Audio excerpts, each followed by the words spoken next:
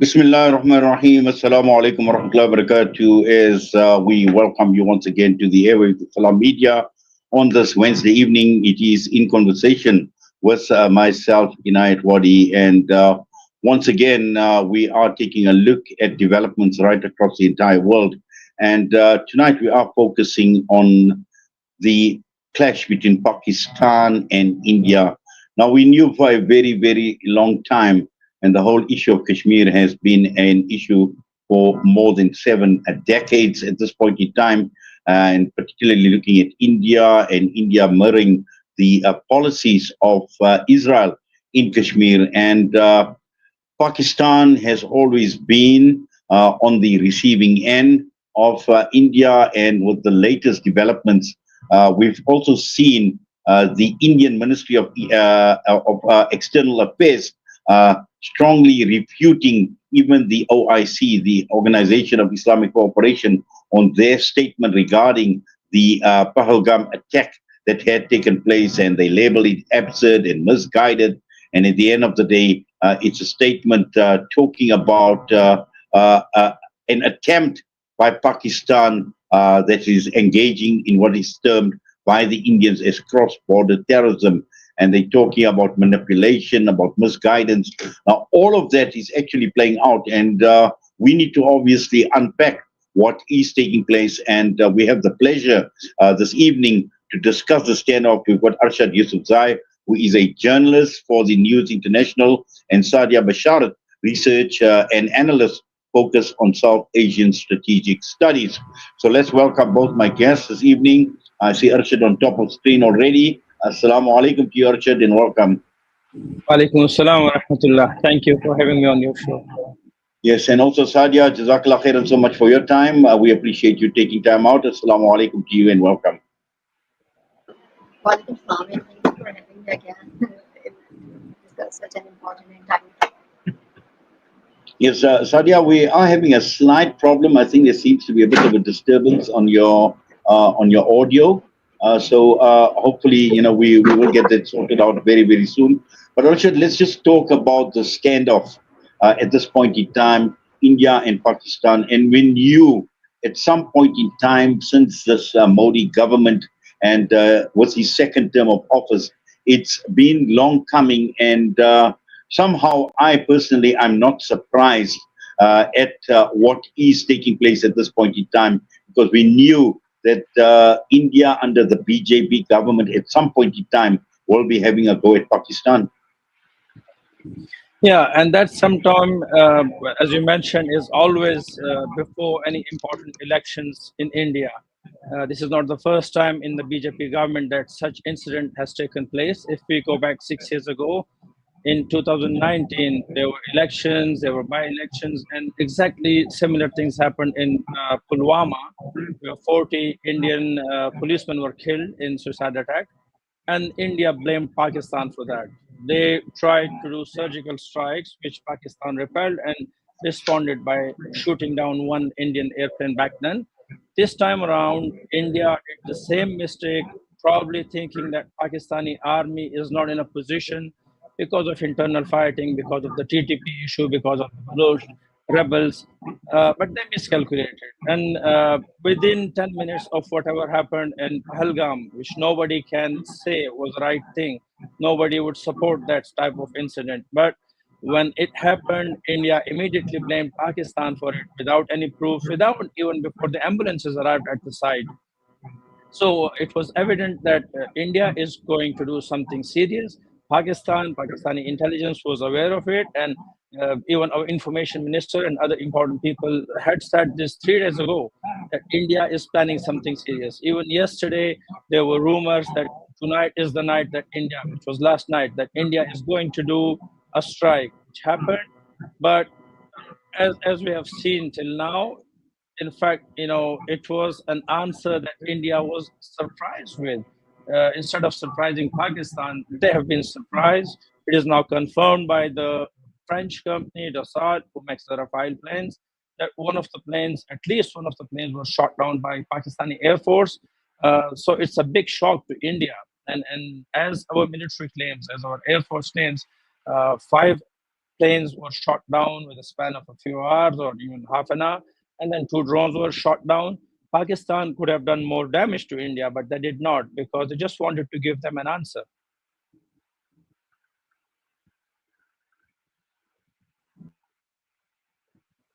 Jazakallah for that, Arshad. Sadia, I want to bring you into the discussion. And the point that Arshad had actually made is India had miscalculated. Now, just in your analysis, just to understand this miscalculation on the part of India and trying to play their hand, and particularly, when one looks at what had actually taken place in terms of the actual attack that had taken place, which leaves huge question marks at this point in time, and that argument that India is actually making that this is a terrorist attack has basically been, we've seen a similar situation in the past, as Arshad had actually mentioned. And there are huge question marks that are now directed at India in terms of the claims that they have been making.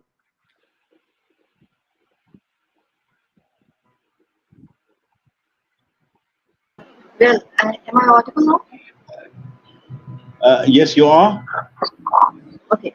Well, the tension between India and Pakistan is deeply rooted in historical mistrust and unresolved Kashmir issue, and the rising influence of extremist ideology under Modi's leadership, which continues to fuel Just regional. stop you there for a minute, please. I think we are definitely having a bit of a problem. We are definitely having a bit of a problem. I'm going to just ask my engineer to possibly guide you through, and hopefully we can get you on a better audio line. But Arshad, let's just talk about the question that I had actually asked Sadia in terms of the miscalculation and just how badly has India actually miscalculated this time around.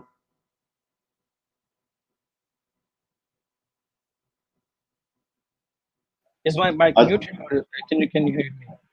Okay, so the first mistake or the first damage that India has suffered already is bringing down Rafael's or Dassault's shares worldwide. We saw early in the morning shares of the makers of Rafael planes went down 6%. And in comparison, I was just reading now, the company that makes the Chengdu aircraft corporation that makes JF-17 Thunder and also the J-10 seaplanes that Pakistan used last night in the attack, it has soared up by 18% or more than 18%. So it shows what damage India has caused to itself. Indian planes going down, almost $1 billion in losses, but that's just a small portion of the bigger loss in terms of their image worldwide. How they have been seen, how mighty they were seen, or they were claiming to be, the way they have been leading to this attack last night. Indian media, Indian ministers, and their government, everybody threatening Pakistan with what they can do, and in the end we have seen how badly they are beaten in just one fight. So since morning we have been observing complete silence by Indian media and uh, Indian government. They are in no position to respond to whatever Pakistan did to them, and the only claims they have been making is they have targeted terrorist hideouts, which we cannot say because mosque is not a terrorist hideout. It's internationally protected place under the international humanitarian law. You are hitting a school where kids are killed or injured. You are hitting government offices and a hospital. This cannot be justified. But if you look at the damage India has suffered, I think it's beyond expectations, and they have been completely surprised. I think one of the most critical issues here, and I see Sadia is back with us. Sadia, assalamu alaikum. Hopefully, we have got you on a better audio signal.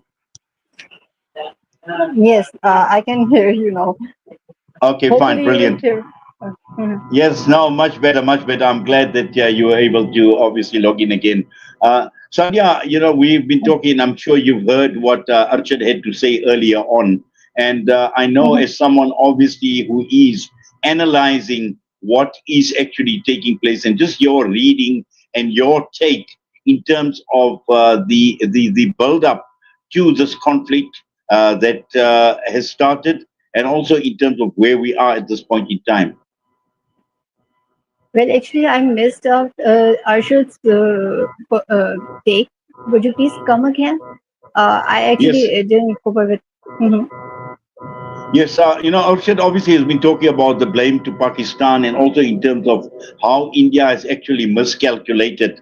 And I just needed to unpack some of that in terms of India and this miscalculation. To what extent is this likely to impact, on India, but also at the same time in terms of underestimating the capabilities of Pakistan?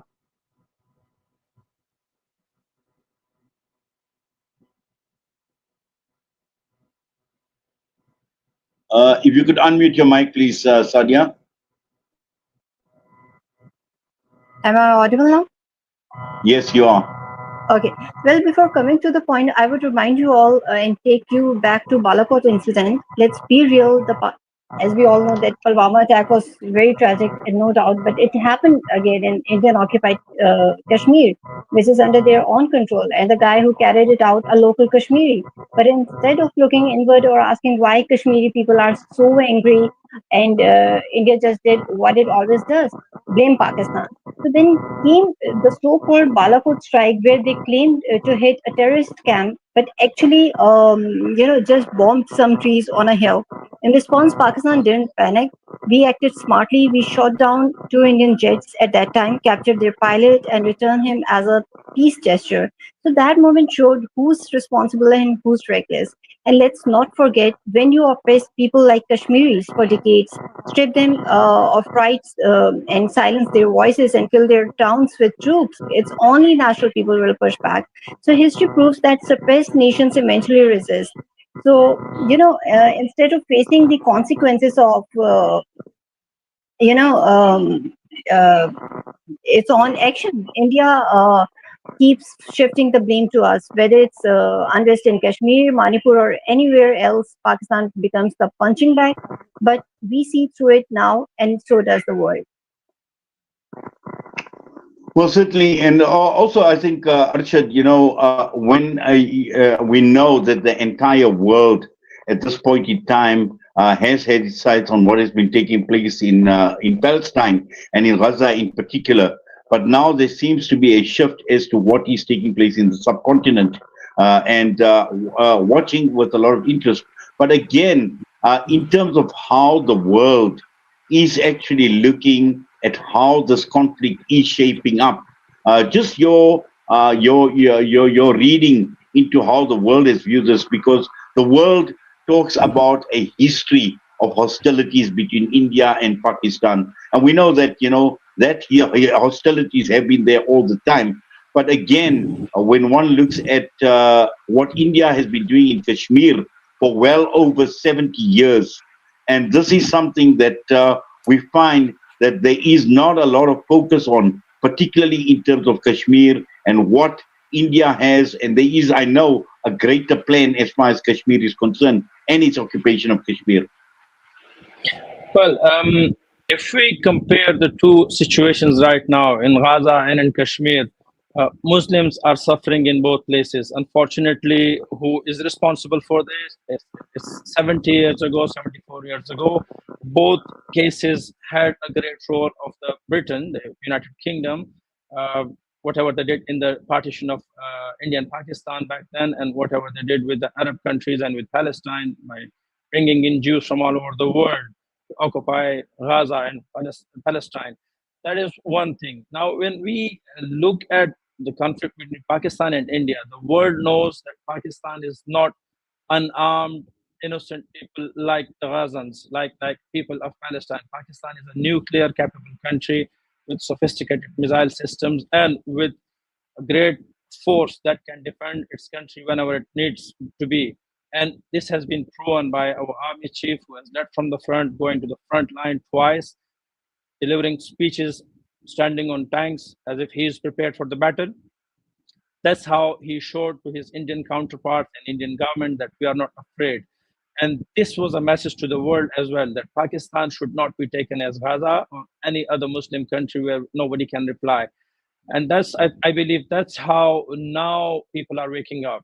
Europe, the US, and other countries are now trying to de-escalate things. They are now intervening. The United Nations, which has been sleeping for the past 74 years, are now taking interest. The issue of Kashmir, which India tried to kill completely 3 or 5 years ago, is now back in action, back in news.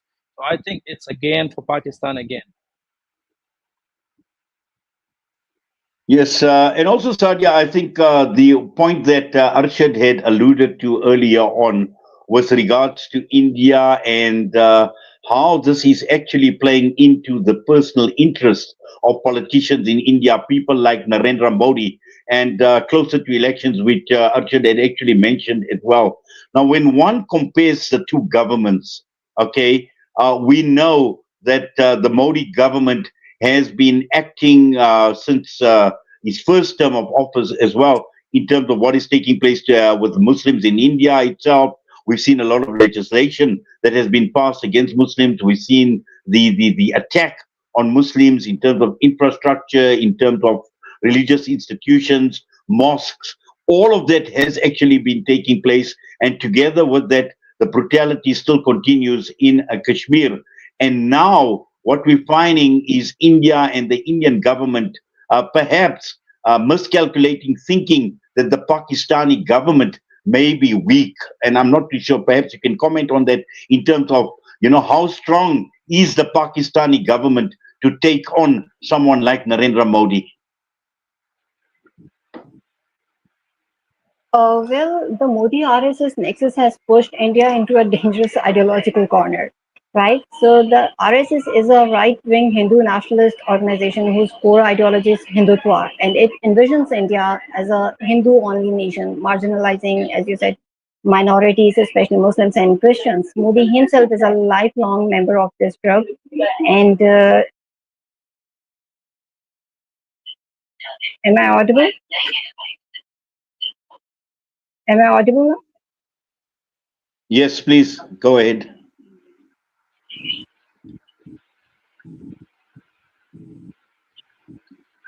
Am I audible I now? think, yes, you are, Sadia. Yes, Please okay, go okay, ahead. okay, okay, okay, okay. Okay, well, as I said, Modi himself is a lifelong member of this group, and under his BJP government, we have seen India drift away from its secular foundation into an aggressive revisionist state. So this ideology, extremism, has turned Indian foreign policy into a tool for, domestic propaganda, constantly provoking Pakistan, fabricating threats, and escalating tensions to, distract from failures at home. But Pakistan is not the same as it was in the past. We are united, resolute, and clear-eyed, and we have leadership that puts, facts, strategy, and national interest before emotions. Yes, Sadia. But also, Arshad, I think just following up from what Sadia is saying again, and looking at Pakistan at this point in time, we know that domestically, Pakistan has faced many, many challenges from a political perspective. Obviously the removal of Imran Khan, the jailing of Imran Khan, and a Pakistani society that was pretty fragmented into the pro-Imran and the anti-Imran sentiments in Pakistan. But when it comes to the issue of India, I am certain that the entire nation would rally behind the government of Pakistan and its military. Yeah, I would start with the person who is in prison, Imran Khan, who tweeted really wisely and nicely, telling India not to fall for a war because the consequences would be bad. So that was really good and nice of him sending this message from prison. And then when you mentioned, and as you mentioned correctly, and Sadia has also mentioned it, every Pakistani right now, be it a PTI supporter, be it someone who was not in favor of the military or the current government, everybody is standing united. If it's in Karachi, if it's in Balochistan, in Khyber Pakhtunkhwa, or in Punjab, right now everybody is a Pakistani, just one Pakistani, and ready to die for the country. It's not just the military who wants to fight, it's also the people who wants to back the military and wants to go to the front line. I think this is a great achievement for Pakistan, because before whatever India did, before the 22nd April attack, Pakistanis were disunited. Everybody, or at least people who supported Imran Khan, were all the time against the military. They were busy on social media against the military. But today we have seen all the opposition leaders, all the members of the National Assembly applauded what Pakistani army and Pakistani Air Force did. And everybody stood behind them. And as we have seen, the Prime Minister has given them a go ahead. So it means that we have been united, and we should thank India for that. Well, certainly, and also I think you're making a very important point here, Arshad, in terms of the government of Pakistan, and you're talking about the politicians and the opposition that are united in purpose, and I think that is absolutely important. That is critical for Pakistan at this point in time. It is, yes, because when you look at it, all the differences have been put aside. No matter what was happening before India's strike, right now everybody is talking the same language. Everybody wants the army to do whatever it is good at doing against India. Everybody supports the Prime Minister and the decisions that he has made. That is, go ahead to the army whenever they want to do whatever they want to do in whatever manner and at the choice of theirs. So I think even if it was Bilawal Bhutto Zardari of the Pakistan's People Party who spoke today, he was bold and clear. His message was clear. If it is the religious people, the political parties, the religious political parties, everybody has the same stance. Because when it comes to India, as you mentioned and as Sadia mentioned before, Pakistan stands united. Yes, Sadia, the fact that Pakistan has actually responded very, very strongly to India.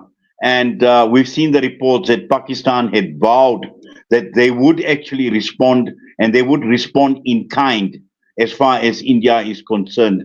And do you think, that if this caught the Indians actually by surprise, or they thought that possibly Pakistan may be at its weakest at this point in time and trying to take advantage of that situation? Well, Pakistan never wants war, but is fully prepared at the moment, right? The true leadership avoids war, but not provokes it to, wins war. So Pakistan stands for regional peace, but our sovereignty is not up for debate. And we respond not with theatric, but with facts, professionalism, and readiness. So no false flag, no fake news, just truth backed by actions. Yes. Now, also, Arshad, just looking at India, and I mentioned this when in my introduction, in terms of the Muslim world in particular, in terms of how they see this playing out between India and Pakistan, and we've seen the OIC issue a statement as well, and we know that India obviously has reacted to the statement that came out of the OIC as well. But again, Pakistan being a member of the OIC, and how this actually plays out for the larger Muslim world, the larger Muslim majority countries, and for the larger Muslim Ummah, I would say, right across the entire world. Well, can I add one point to Sadia's reply to the previous question? And just wanted to mention that when Pulwama happened and when Pakistan shot down their fighter jets, Narendra Modi had said that he had wished that had they got Rafale planes, the situation would have been different. We have seen what Pakistan did last night, even with their latest technology. So just as she mentioned, this professional army of Pakistan, we don't want to start the war, but when it comes to us, that is how we respond. And the military has vowed to respond strictly, because tonight is again, a night where threats are that India might retaliate, and then we'll see how Pakistan responds. Now, coming to your question, there are Muslim countries who have supported Pakistan. Right now, they're supporting them. I would name, the kind and type of support that we are getting, but Pakistan right now is getting support from everywhere. Countries like the UAE, which in other times you would say that they have so much business interests with India that they might go silent, are talking for de-escalation of the fight, and they are somehow saying that Pakistan is justified in defending itself, and that blaming Pakistan for the attacks was not right. So I think Muslim Ummah is looking at the only nuclear Muslim country right now who is defending itself, who is not fighting anyone, who is not attacking anyone, but just defending itself. And this would give a boost to Muslim countries who have been living in fear for the past many years due to the atrocities of countries who have been doing these things for years now. Yes, and also I think Sadia, just looking at Pakistan, it's obviously been silent for a very, very long time, and when one looks at its capabilities from a military perspective, and I actually read somewhere in terms of India and how over a period of time, India has actually been boosting its military capabilities, dealing with the likes of the United States of America, and also with a lot of help, I must add, from Israel as well, because I have read somewhere that there is an Israeli connection even to this attack that had actually taken place. So, India obviously relying a lot on the United States of America, relying on Israel, but also in terms of behavior. We see the behavior of Narendra Modi and not very much different in terms of arrogance, in terms of acting with impunity, like somebody like Benjamin Netanyahu.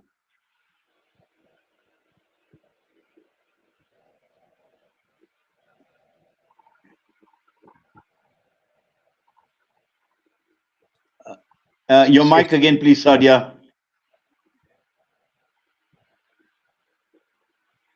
Well, Pakistan wasn't part of God. I think we had prior intelligence about this misadventure. The response was quick and defensive from our side, and our forces shot down, I think, 5 Indian fighter jets, struck back and at key Indian positions, and even captured a few of their soldiers as well. So right now, there's a heavy shelling along the LOC, but Pakistan has made it very clear: if India escalates, we will retaliate at a time, place, and scale of our choosing.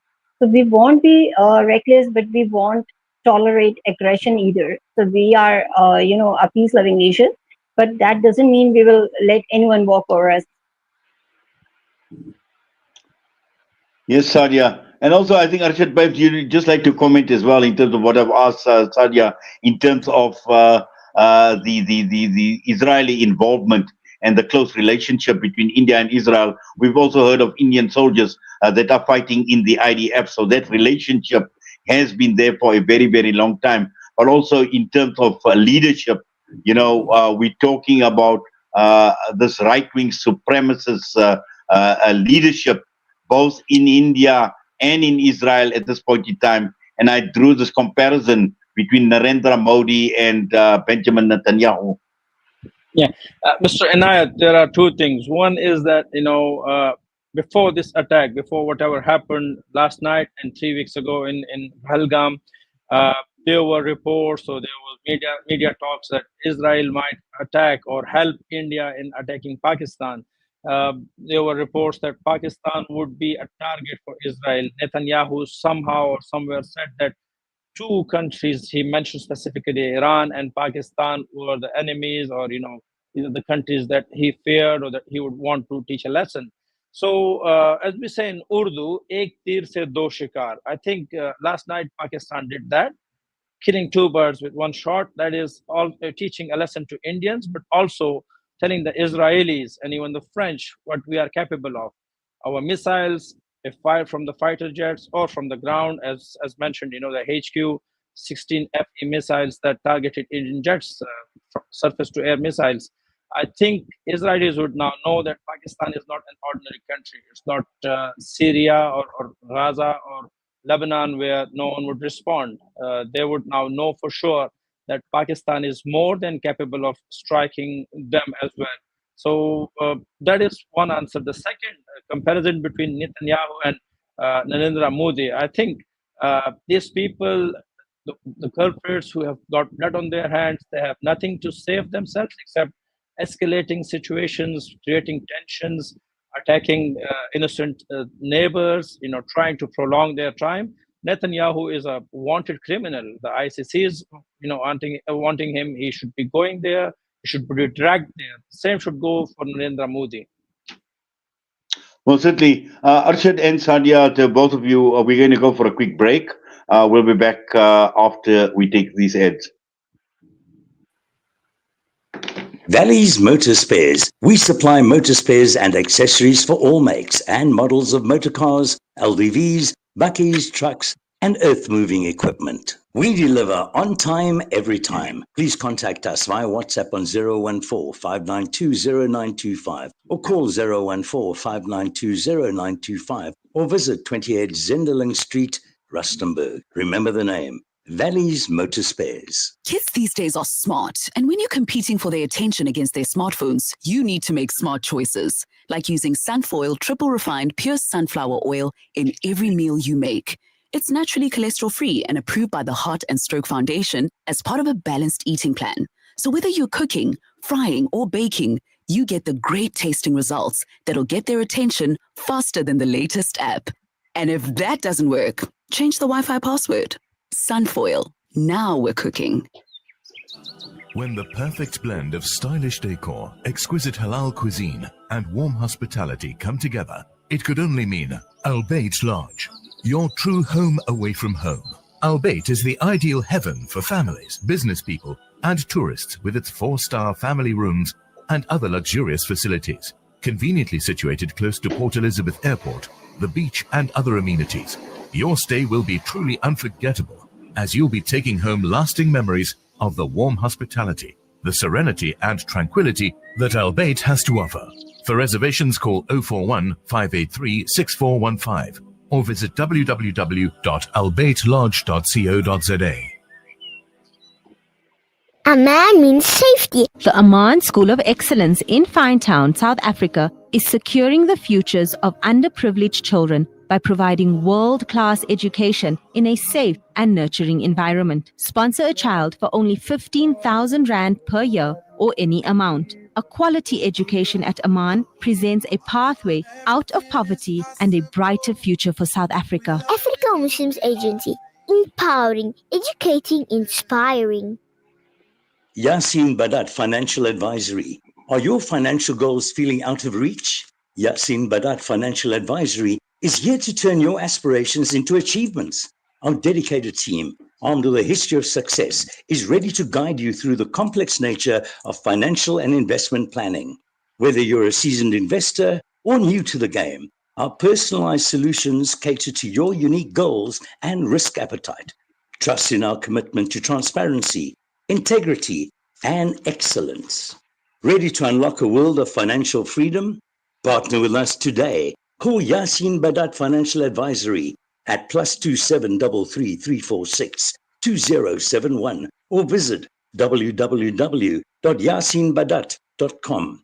Yasin Badat Financial Advisory, guiding you to financial success. Make a conscious choice. Sip for change and support Palestine Drinks Africa. With every can, you help end the genocide and stand in solidarity with Palestine. Choose between our original or sugar-free options, available in a case of 24. Every sip is a step towards justice. Every purchase, a powerful message of unity and support for the Palestinian cause. Contact 082 888 1440 or 082 7739 556 today and be part of the change. Palestine Drinks Africa.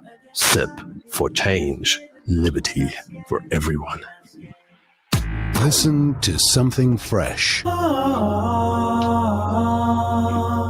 Listen to Salam Media.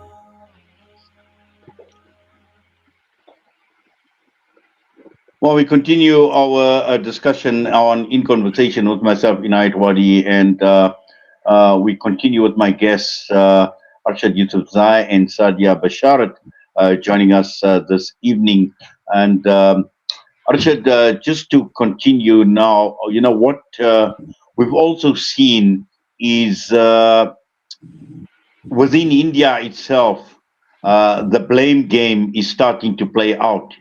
And, you know, again, there's just so much similarities in terms of what Israel is doing in Gaza and the leadership and their response with Narendra Modi, and everybody's talking about intelligence failures. We heard about key people being fired in India at this point in time as well. And, you know, again, very, very quick to actually point fingers at Pakistan were, talking about state-sponsored terrorism, all of those things as well. And it's not a coincidence. It's not a coincidence that, these fingers are actually being pointed even by Indian political analysts at their very own government. Yeah, I think that was written on the wall. It had to happen because even before last week, there was a reshuffling of a number of important people in the Indian setup, that is in the establishment, including replacing one general who was brought back to New Delhi because he questioned the incident of Pahalgam and its authenticity and the involvement of Pakistan. So such voices are quickly silenced in India. That's for sure. Earlier today, I was talking to my Indian colleagues, journalists, and they were saying that how it felt in the press briefing by the military, where nobody was, and the government, where nobody was allowed to ask a question, and they were just listening to whatever was said.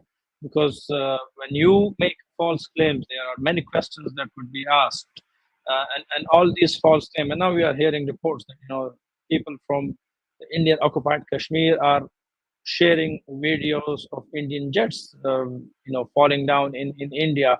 So India had to refute all these things. And like Imran Khan mentioned once, in the UN General Assembly, that uh, a valley of Muslims that is occupied by 900,000 troops is failing again and again to intercept such failures or such attacks by a few people.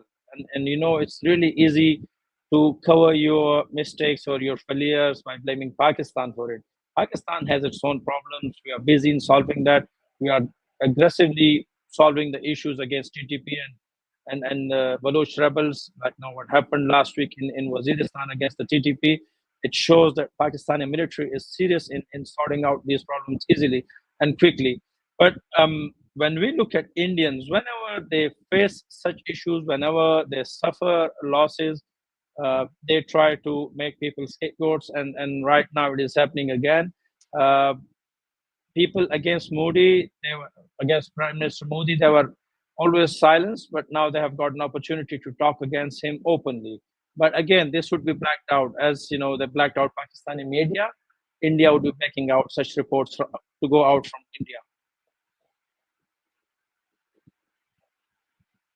When one looks at India, and we're already starting to see comments like India needs to examine their own governance structure in the aftermath of these attacks. Because what has also happened is there hasn't been a single independent intelligence agency that has actually even proven a direct link between Pakistan, its state, the machinery within the state, and the attacks that had taken place. Yeah. Earlier, Sadia mentioned a very important point. She said that we, Pakistan, talk with facts and figures. When Pulwama happened, they blamed Pakistan for it. But then when we retaliated, shooting down their planes, we provided the proof. One of the proof was Abhinandan, the Indian wing commander, who was our guest for 2 days before Imran Khan wanted to send him back as a gesture of peace. India at that time was claiming that they had shot down a Pakistani F-16, but they could not verify.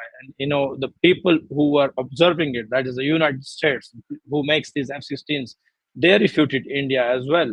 That was a lie. Indian media gave it coverage. India was, making tries all over the world that we shot a modern plane with an old version of our MiG. And right now, there are again claims that they have shot down a Pakistani JF-17 Thunder inside India. Again, false. But we have confirmed reports now that French, who makes these Rafale planes, they have accepted that yes, one of the planes, at least one of the planes, was shot down. So it's not the first time that the claims that India make becomes false.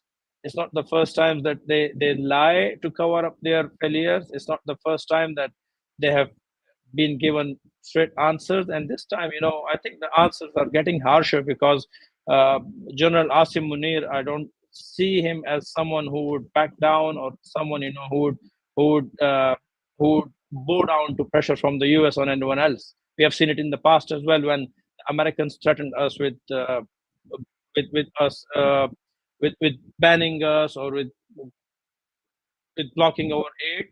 Uh, his response was like, who cares? So I think this is a military general who is not afraid of doing things. Well, definitely. And Sadia, I'm hoping you're still with us. Yeah, we don't see you on Yeah. screen, but possibly on audio. Okay, that's fine. We can leave you on audio as well. It's not a problem. But I Sadia, switched off my camera because I was unable to hear you properly. That's why I switched off my camera. that's fine. It's The perfect, voice was Sadia. so distortion. Okay. Okay, Sadia, my question to you is, where does this Mhm. leave the people of Kashmir?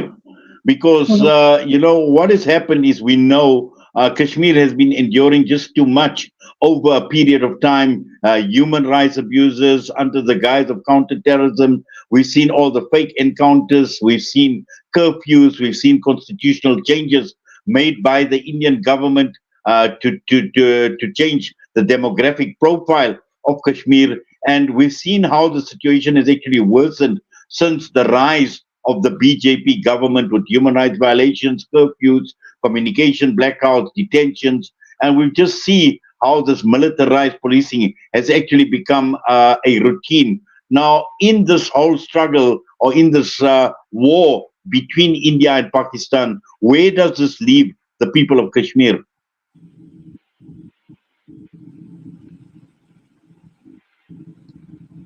If you could unmute, please, Sadia.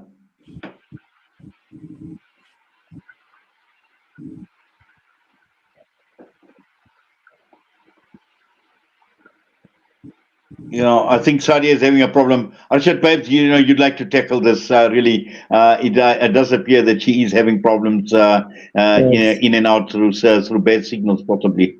Yeah, it's so unfortunate that she has problems with the internet. I think people of Kashmir have nowhere to go.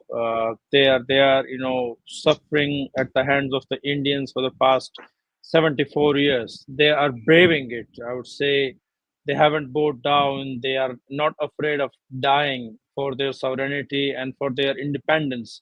But with international community failing them time and again, Well, my they, apologies. yeah, Sadia, you can take the question. It was for you, by the way.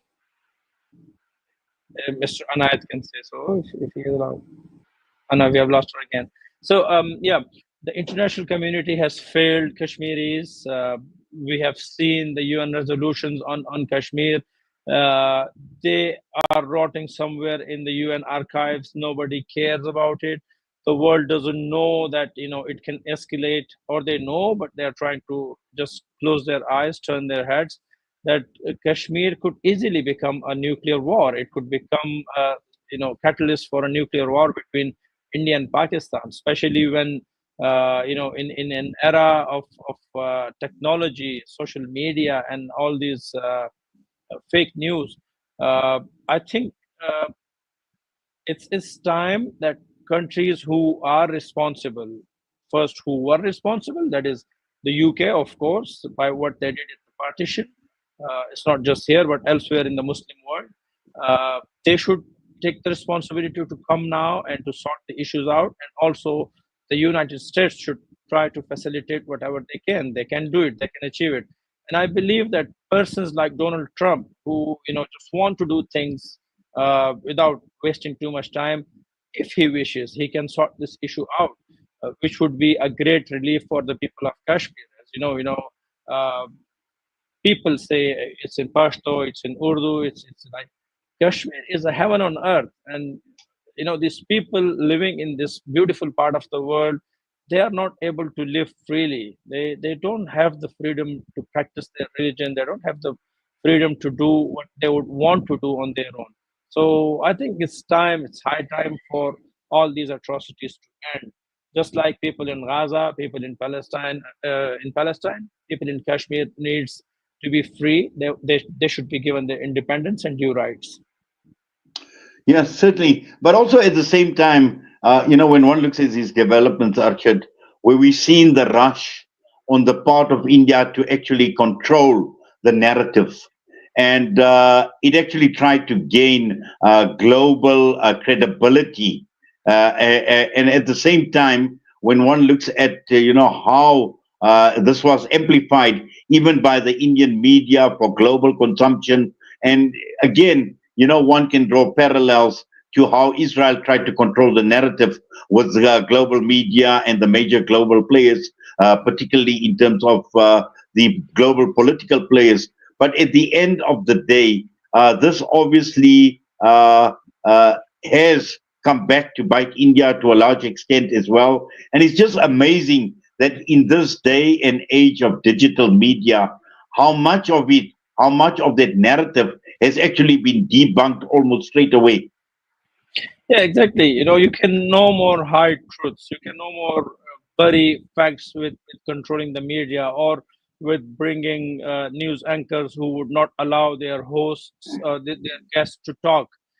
Sensible people are not allowed to speak. They are not listened to on Indian media, and that is one of the reasons many people in Pakistan, including myself, who don't want to be on the Indian media channels, because when you're asked question like here, you're asking me question, you're allowing me a lot of time to talk, but in there you're not allowed to talk sensible things. It's just like, are you going to win or are you going to lose? We are going to clean you up, we are going to wipe Pakistan up, stuff like that. And it's the same thing that Israelis have been saying and doing. They are not able to wipe Gaza and Gazans out of the world. They can never do it. They can never achieve it as long as a single Muslim is alive there. Same goes for Kashmiris. Same goes for everywhere else. No one in the world right now can completely annihilate people or the truth.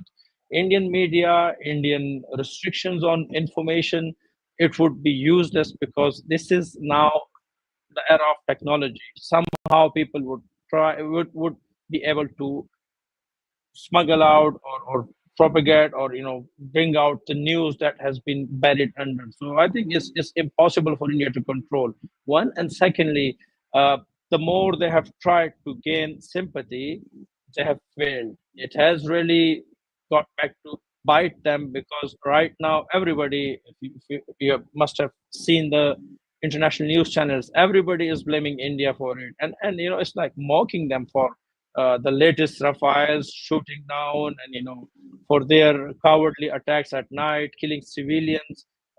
Like Sadia mentioned earlier, the last time it happened, they had hit trees and one mosque. This time, it's a school and it's a dispensary, it's a hospital. So such attacks, I don't know, if India is not capable of doing things like that, or if they don't know how to operate these devices and machines, including the media.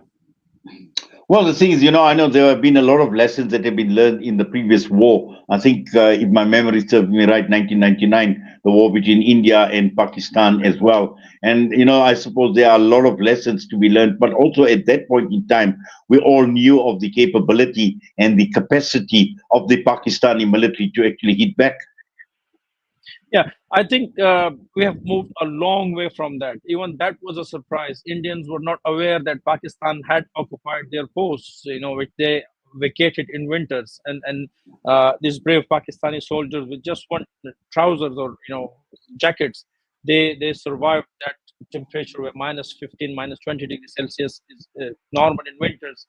They went there. They took control of the Indian trenches and Indian posts for 3 months, and when the Indians came, they were surprised. But we have moved a long way from that onward. The peasant technology that we have, thanks to our friends in the east, and not in the east, in the north, and thanks to our engineers in Kahuta, and that is the Kahuta Research Laboratories, and thanks to the Pakistan Aeronautical Complex, where these JF-17 Thunders are now made completely. The Chinese technology has been completely utilized here. Then we have Muslim friends who have been providing us with technology that is surprising India right now. So it's not just, it's not anymore the conventional Pakistani army where numbers matter. India is 7 times bigger than us in numbers and in area. They have more than 1,000 fighter jets, but look what happens when they come in contact with Pakistani Air Force. That is, it's not the quantity, it's the quality that matters. Well, we've always learned about Pakistani in the Air Force, and obviously, very, very highly praised in terms of the Air Force, in particular in Pakistan. But also, I think, you mentioned China, Arshad, and interesting to get your views in terms of the level of support that Pakistan would receive from a country like China or even Russia. Yeah, it says that Chinye, Pakistan, Patia, that is, and Pakistan are iron brothers. And China is proving that. One, we purchased from them these PL-15 BVR missiles that can be mounted on J-10C and also JF-17. These are the missiles which probably targeted Indian planes inside India. They can precisely take out targets 200 kilometers away. So that is one great advantage that we are having because of the Chinese support. Then I earlier mentioned this HQ-16FE missiles. These are also Chinese made, and they are one of the best in the market right now. Russian support is not that much with us because traditionally Russia has been an ally of India. Although Imran Khan's stance when Russian war started in Ukraine was praised by Putin, but we still don't have that sort of relations or support with Russia. But we have other Muslim friends like Turkey, for example, where technology is way ahead of its time. That support is helping us a lot as well. Yes, and also I think just to understand how much of a deterrent would these levels of support, whether it comes from the Muslim world, whether it's coming from Turkey, whether it's coming from China as well to Pakistan, how much of that would be a deterrent to India to engage in a full-scale war with Pakistan? Well, let's hope that it doesn't escalate to full-scale war because then nobody survives. India and Pakistan are the world's one of this region is congested so much so that a bomb falling in Mumbai can have impact in Karachi, and then nuclear bomb or any nuclear missile falling in Lahore can have impact in New Delhi on the other side. So let's hope that it doesn't go there. But if that was to happen, and if a country is not capable of carrying out or prolonging a war for weeks or months, it definitely will try to, do its best, and the best is to be quick. So we, as our military and our government, have always said that we are not going to be the first to strike. We haven't done that yet. We are not going to be the ones to strike first with nuclear arms, but if Pakistan was forced to do so, uh, our missiles, as accepted by the world, are far more better than Indians, and that is what is going to keep them at bay. That is what is going to keep them at watch. Yes, but also I think when one looks at what has been playing out now, and there's a big lesson for India, and I think Indians in particular, because at this point in time, as you mentioned, that the world is actually looking at India very, very differently and looking at India more critically than what they are actually looking at Pakistan. And once again, the ball is in the Indian court to be able to minimize the risk or of a full scale war, number one, but also at the same time to look at themselves internally and to understand and truly comprehend what the Indian government has actually done for a country like India itself. Yeah, and also what a democratic country, what the so-called biggest democracy in the world is supposed to do in such times. Instead of escalating fight, instead of warmongering, these people should have sense of talking sense. They should sit with their counterparts. Pakistan offered to India, let's have investigations, let's have independent investigations of whatever happened in Pahalgam. If a democratic country does not accepts it, and they brag about like Amit Shah saying that no, we have evidences without showing anything to the world, we are going to teach you a lesson. It doesn't work. It's the democracy that the US and Europe has been sending to or implementing in many Muslim countries, unfortunately. This doesn't work for India. This doesn't work for the world. This democracy, which we have seen, is completely been demolished, defaced in Modi's third time. It's been happening to the Muslims. It's been happening to the Christians and the Sikhs as well. So I think India should learn a lesson. The government, its military, its people should learn a lesson. War is not a solution to anything. We have seen it just over, on the west of our border in Afghanistan. The biggest powers in the world, US and its allies, spent 21 years to fight Taliban in Chappal and Chadar and just one Kalashnikovs. But they could not defeat them with the best technologies. India can never annihilate Pakistan or anyone. Nobody can do that to anyone. So war is not a solution. This democratic country, the biggest in the world, should realize that we should talk, we should be diplomatic, we should sit and resolve our problems with negotiations and peace processes, not with missiles and bombs. Well, I think I recall when Imran Khan also was in power for that brief period of time. I recall him extending this hand of friendship to India, to which India obviously didn't respond.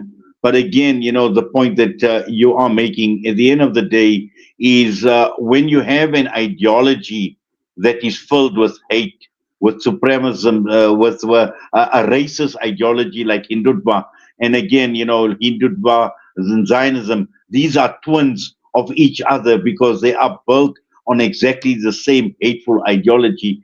And as long as that ideology actually exists, as long as that ideology is ingrained into the hearts and into the minds of the Indian people who follow these politicians, I'm not saying all Indians follow them, but those that particularly follow these politicians, the likes of the RSS and the BJP support at this point in time, is at some point in time, it's going to backfire on India. And hopefully by then, we hope that not a lot of damage is actually done by the time people get to their senses, Arshad.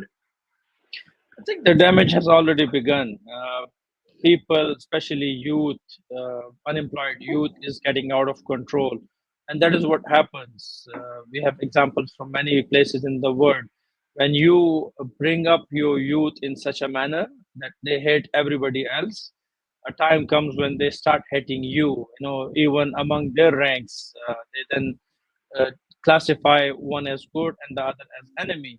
So I think it's the path that India has taken. It's either a month or a year or a decade that we will see these things happening unless and until BJP loses power, which seems unlikely because the majority there is of the mindset of Hindutva, where people only accept themselves. Even the sensible Indians, those who make sense, are becoming either they're getting less or they are trying to distance themselves from such solutions because even they are not tolerated there. If you speak truth, if you make sense, you are not seen as a patriot Hindu or Indian.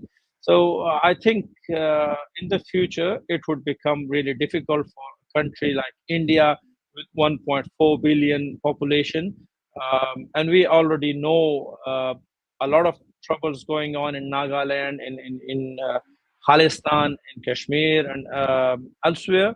So I think a time will come where these issues would go out of proportion, and then Indian government and military and police would not be able to control them. Well, Arshad, we're going to have to leave it at that. I know there's still a lot more that we could unpack, but it's clear that we will follow developments, but also more importantly, just to unpack and to understand at this point in time where we are. And Alhamdulillah, I must say, Jazakallah to you. Your input has been most valuable this evening. It's a pity we lost Sadia early on as well, because we would have loved to engage her, particularly from an analytical point of view and, the research that she has basically conducted. But I'm sure at some point in time, we can obviously set up another broadcast as the situation develops. But we are going to be watching this the situation evolving in Pakistan and also in India with a lot of interest, inshallah. But for now, we thank you. We say Jazakallah to you for taking time out. I know you over 3 hours ahead of us here in South Africa, so it's pretty late, but you've taken time out to be with us right here on Salam Media. Jazakallah for that. Assalamu alaikum wa rahmatullahi wa barakatuh. Wa alaikum salam wa rahmatullah. Thank you for having me. Inshallah, we talk again. Inshallah, Arshad Yusufzai joining us this evening. And yes, just so much that we've unpacked in the last hour just to understand and to delve into the issues that really matter. But again, I think the biggest lesson for India at this point in time is Pakistan is going to be no pushover, and Pakistan will respond in a kind. And we've already seen evidence of this, as mentioned by Arshad Yusufzai and also early on by Sadia Basharat. With that, we're going to go for a quick break. And when we come back, we're going to be focusing on Hajj 2025.